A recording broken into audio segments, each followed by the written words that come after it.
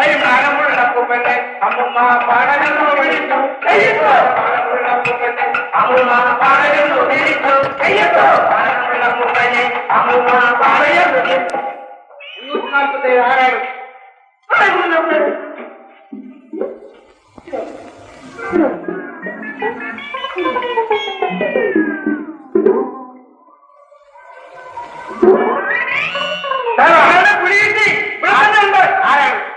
ഞാൻ തന്നെയാ നിങ്ങളാ എന്നിട്ടാണ് ഇവിടെ കിടത്തിരക്കിയത്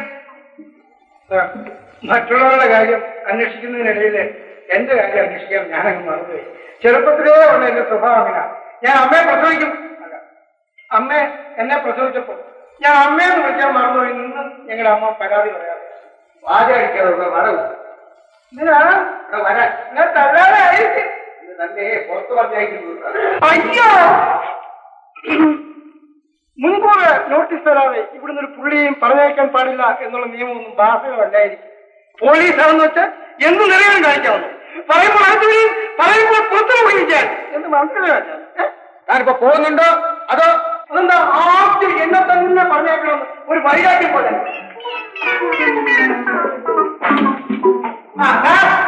നിർബന്ധമാണെങ്കിൽ ഞാൻ ഇങ്ങനെ പറഞ്ഞേക്കാം. അത് ഇവിടുത്തെ ആഹാരം കഴിച്ച് ശരീരം മെലിഞ്ഞു മെലിഞ്ഞ് ഒരാഴ്ചക്കുള്ളില് ഇങ്ങനെ പുഷ്പം പോലെ അരിയുടെ ഇടയ്ക്കുള്ള ഇറങ്ങുന്നത് ആരെങ്കിലും പറഞ്ഞിരിക്കാൻ പോലും അത് ആരായാലുണ്ടോ ഞാൻ പോയേക്കാം. പക്ഷേ ഇത്രയും ക്രൂരത ശത്രുക്കളോട് പോലും കാണിക്കരുത് സാർ. ഈ മുറിയെങ്കിലും ഒരു ഐശ്വര്യയുടെ റൂമാണെന്ന് ഞാൻ വിചാരിച്ചു.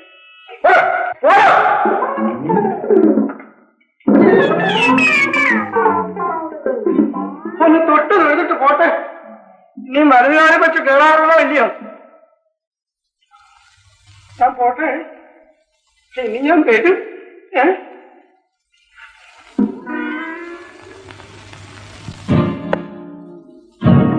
ഇതാ നിനക്ക് എത്ര പണം വേണമെങ്കിൽ ഞാൻ തരാം. നീ ഇവിടുന്ന് പോണം. പണമോ? എനിക്കോ? നീ വെറുതെ എന്നെ വിരൽ പിടിപ്പിക്കരുത്. അമ്മാവ, ഈ വീട് സ്വത്തൊക്കെ ആരുടേതാ?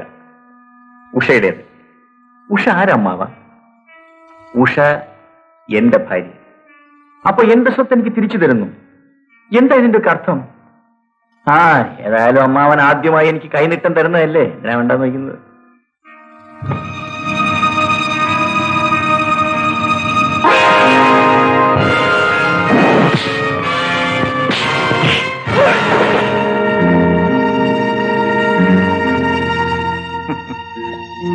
എടാ കൊച്ചനെ, മുതിർന്നവർ സംസാരിക്കുന്നിടത്ത് കൈത്തോക്ക് വെച്ച് കളിക്കരുത്. വിവരമില്ലെങ്കിൽ ഇതാ അമ്മാവനോട് ചോദിച്ചു നോക്ക്. അങ്ങേർക്കറിയാം ആർക്ക് എന്ത് എവിടെ വെച്ച് ചെയ്യണമെന്ന്. പിന്നെ ഞാൻ അടിച്ച കാര്യം ആരോടും പറയണ്ട, മറന്നേക്ക്.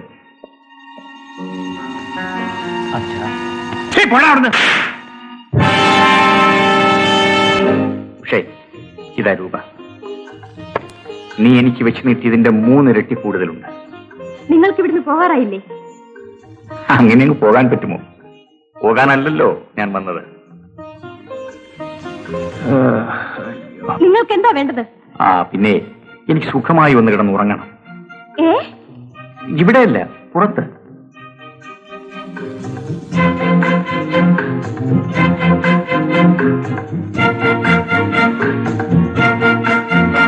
പിന്നെ ഞാൻ പുറത്താണ് കിടന്നതെന്ന് ആരോടും പറഞ്ഞു പോരുത്.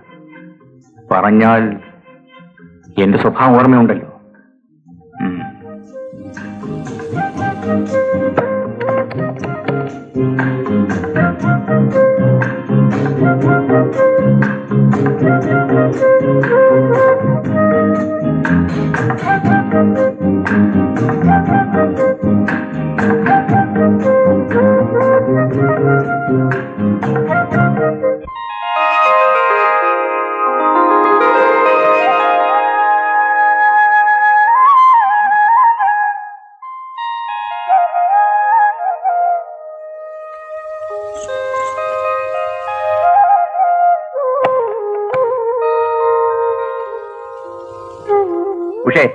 ഉഷ എന്നേക്കാൻ ബെഡ് കോഫി.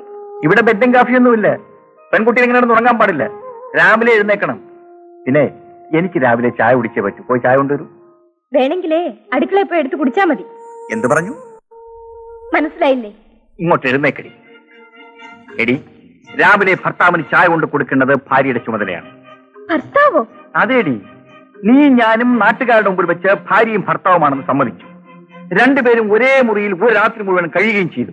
ഇനി നമ്മൾ രണ്ടുപേരും ഭാര്യ ഭർത്താക്കന്മാരല്ലെന്ന് പറഞ്ഞാൽ ഈ ലോകത്തൊരു കുഞ്ഞും വിശ്വസിക്കാൻ പോകുന്നില്ല. ഇത് മനസ്സിലാക്കി ജീവിച്ചാൽ നിനക്ക് നല്ലത്. പോയി ചായ കൊണ്ടുവരൂ. ഓ താത്താക്കോൽ. അമ്മേ, അയാൾക്ക് ബെഡ് കോഫി വേണം അത്രേ. ആപത്തിനെ പിടിച്ചകത്ത് വിൽക്കേണ്ട വല്ല കാര്യമുണ്ടോ? കൊണ്ടുകൊടു. രാഘവ, കേശവനോട് ഒരു കപ്പ് ചായ മുകളിൽ കൊണ്ടു കൊടുക്കാൻ പറയും.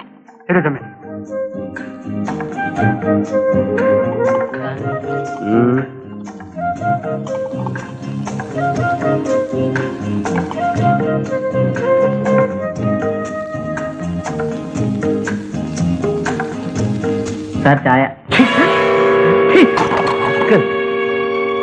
ഇവിടെ വാ. ഞാനാരാ? അതാ ഞങ്ങൾക്ക് ആർക്കും മനസ്സിലാകാത്തത്. കുഞ്ഞിന്റെ ഭാര്യ അല്ല ഭർത്താവ്. ഭർത്താവ് അതായത് ഉഷ എന്റെ ഭാര്യ. ഓ, ഇടാ, ഭർത്താവിന് ബെഡ് കോഫി കൊണ്ട് കൊടുക്കേണ്ടത് ആരാ? അത് ഭർത്താവിന് ബെഡ് കോഫി കൊണ്ട് കൊടുക്കേണ്ടത് ഭാര്യയാണ്. ഓ, അപ്പോ നിക്കട അവിടെ.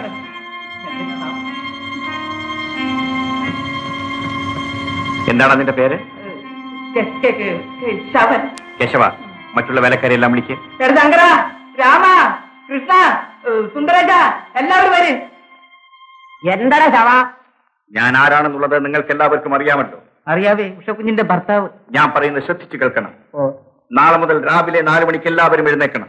ഈ നാറിയ വസ്ത്രങ്ങളും ധരിച്ചുകൊണ്ട് ആരും എന്റെ മുമ്പിൽ വരരുത്. സുശീല, നാളെ തന്നെ ഇവർക്ക് യൂണിഫോം തയ്പ്പിച്ചു കൊടുത്തേക്കണം. കേശവ, അമ്മാവന്റെ കാര്യത്തിൽ പ്രത്യേകം ശ്രദ്ധിച്ചുകൊള്ളണം. നിന്റെ ദയൊന്നും എനിക്ക് വേണ്ട. ഞാൻ അദ്ദേഹത്തെ വിട്ട് എങ്ങും പോകുന്നില്ല. അമ്മാവന് മൂത്രത്തിൽ പഞ്ചസാര കൊണ്ടുവന്ന് സംശയിക്കേണ്ടിയിരിക്കുന്നു. സംശയിക്കണ്ട, നിശ്ചയമായി. കണ്ടുകൊണ്ടോ ദേഷ്യം വരുന്നു. മൂത്രത്തിൽ പഞ്ചസാര ഉണ്ട്.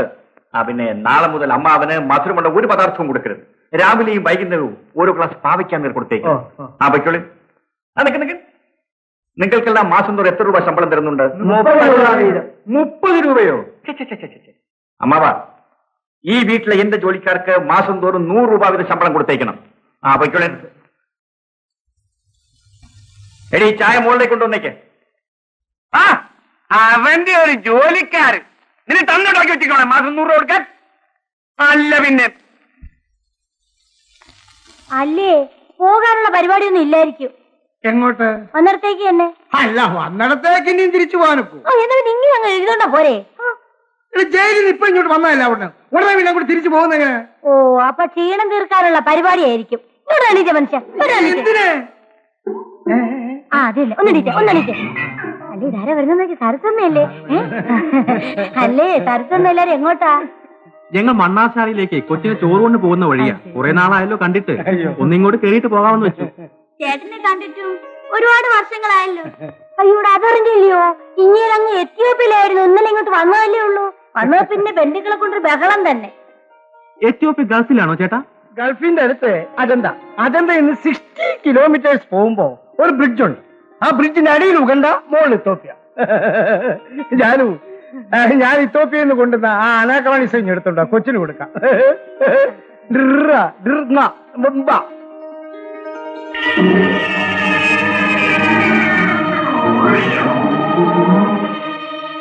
അയ്യോ, നിങ്ങളെല്ലാരും ഇന്നലെ എടുത്ത് വിചാരത്തിന്റെ കുട്ടിക്ക് കൊടുത്തത്. ഓ, ഞാൻ അതങ്ങ് മറന്നുപോയി. ഓ, സാരമില്ല. അപ്പൊ ഞങ്ങൾ വരട്ടെ ചേട്ടാ. ഊണ് കഴിച്ചിട്ട് പോകാം. ശരി.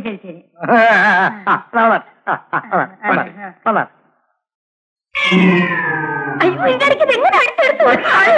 അതാണല്ലോ എന്റെ കഴിവ്. ഭാഗ്യം, വേറെ വല്ലതും കടിച്ചെടുക്കത്ത നന്നായി. ഞാൻ കഴിവിട്ടില്ലടാ.